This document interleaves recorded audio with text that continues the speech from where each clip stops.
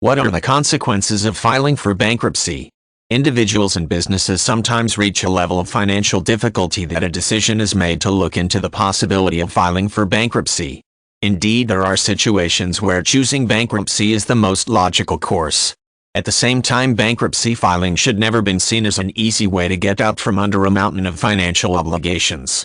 There are consequences to bankruptcy that should be carefully weighed against the benefits. Here are a few examples. First, a bankruptcy can make it very difficult to obtain credit in the future. Many people are under the impression that it is easy to obtain credit just after filing a Chapter 7 bankruptcy.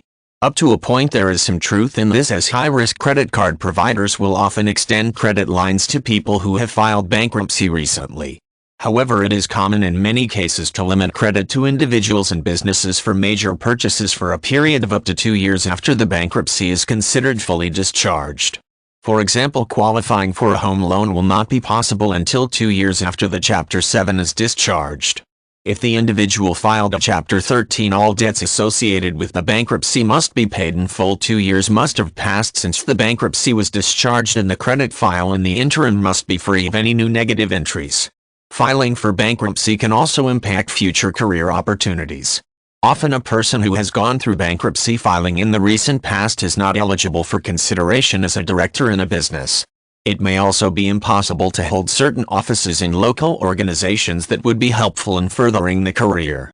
The simple act of filing may diminish the level of confidence that current customers have in the individual or company, and can also put off potential clients who prefer to go with an entity that is more financially stable.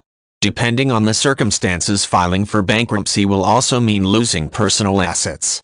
This can include property, the home, cars, or anything else of value that may be seized, sold, and used to partially satisfy the amount of outstanding debt.